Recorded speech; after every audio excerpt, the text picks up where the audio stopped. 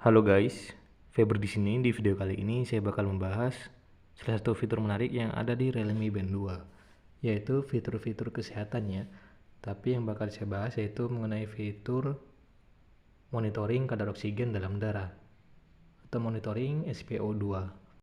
Di Realme Band 2 ini untuk fitur kesehatannya sudah lumayan lengkap, mulai dari fitur olahraga, fitur stopwatch, fitur timer, fitur heart rate monitoring, sampai sleep monitoring dan juga monitoring tingkat stres. Jadi sudah cukup lengkap, termasuk fitur monitoring kadar oksigen dalam darah.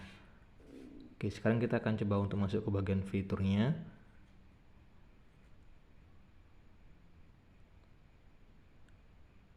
Nah, ini dia untuk fiturnya. Tinggal kita sentuh saja untuk menggunakan fitur monitoring kadar oksigen dalam darahnya. Menurutku dengan adanya fitur ini sudah cukup menarik. Kenapa cukup menarik? Karena menurut saya ini penting banget. Dan kenapa penting? Oh iya, koreksi ya kalau sekiranya saya tuh salah ngasih info. Jadi kalau misalnya kadar oksigen dalam darah tubuh kita itu menurun dan dibiarkan, itu akan terjadi gejala seperti sesak nafas, lemas, kulit pucat, dan gejala lainnya.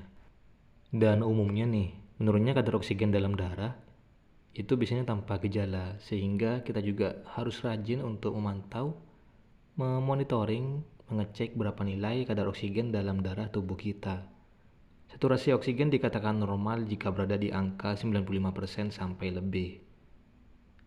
Makanya dengan menggunakan smartband ini, kita bisa jadi lebih tahu kadar oksigen dalam darah tubuh kita.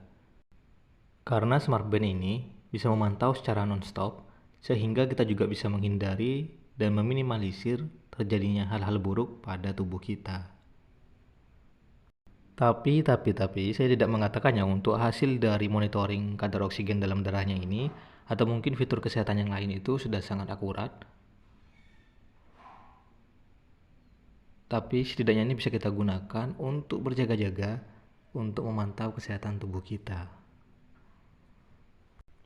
Karena memang ada beberapa cara untuk mengukur saturasi oksigen dalam darah tubuh kita, yaitu salah satunya dengan cara analisa gas darah atau cek lab ya, atau dengan menggunakan alat pulse oximeter. Biasanya nih ada di kalangan medis teman-teman.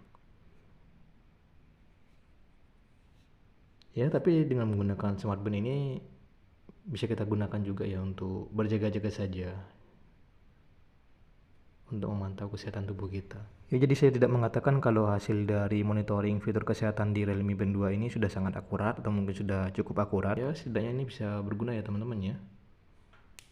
Ya, mungkin sekian dulu untuk pembahasan mengenai fitur monitoring kadar oksigen dalam darah di Realme Band 2 ini. Buat teman-teman jangan lupa di subscribe, bantu like juga, dan kemudian untuk komen ya.